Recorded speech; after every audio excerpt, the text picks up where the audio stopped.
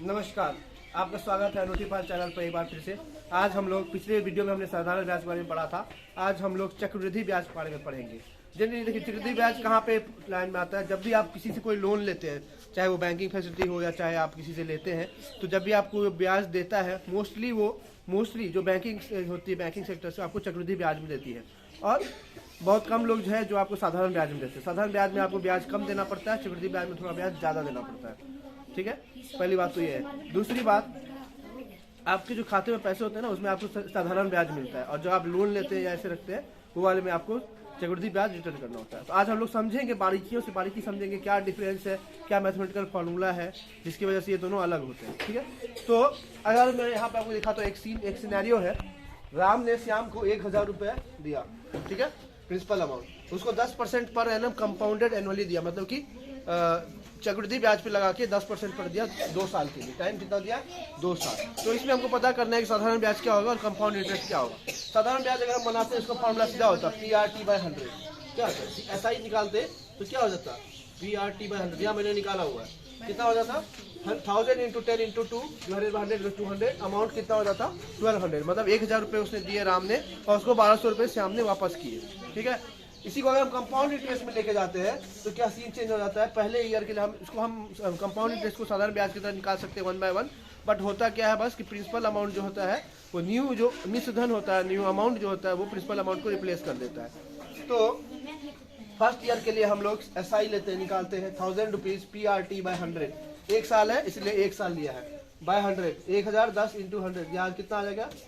100 rupees आ गया simple interest. कितना आ गया? 100 रुपीज सिंपल इंटरेस्ट। अब अमाउंट कितना हो जाएगा? मिश्र धन कितना हो जाएगा? पर टोटल अमाउंट ये कितना हो जाएगा? 1000 + 100 1100। अब जो न्यू P होगा, मतलब न्यू मूलधन जो होगा अगले साल के लिए, वो क्या हो जाएगा? 1100 रुपये। मतलब कि अगले साल श्याम को 1000 पे लोन नहीं देना है, रिटर्न नहीं देना है, 1100 के ऊपर ब्याज देना है। ठीक है, तो अगले साल के लिए SI क्या हो जाएगा? 1100 × 10 × 1 ईयर डिवाइडेड बाय 100, ये हो जाएगा 110 रुपये। कितना हो जाएगा? 110 रुपये। टोटल अमाउंट कितना हो जाएगा? 1100 + 110, ये कितना हो जाएगा? 1210। और सिंपल ये कितना हो गया ब्याज? 1210 - 1000, कितना हो गया? 1000। कितना हो जाएगा? 210 रुपया। ये कितना हो गया?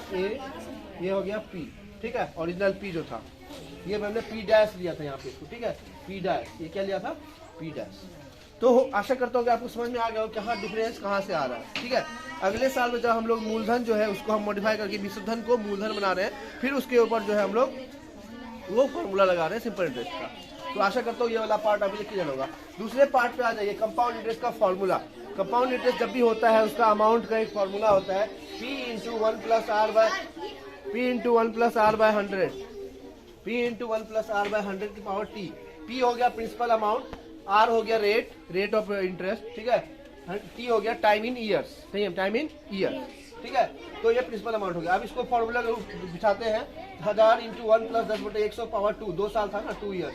तो ये कट के कितना आ जाएगा? 1210। ये कट के कितना आ जाएगा?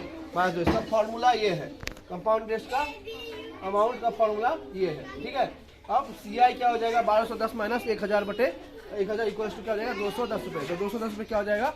Compound interest. तो ऐसा कि आपने देखा यहाँ पर कि कितना डिफरेंस आया, मतलब अभी जो अमाउंट कम है तो 10 रुपये का डिफरेंस आया बस 2 साल में। हो सकता है आगे हम 5 साल 10 साल का निकाले तो डिफरेंस ज़्यादा होते जाएगा।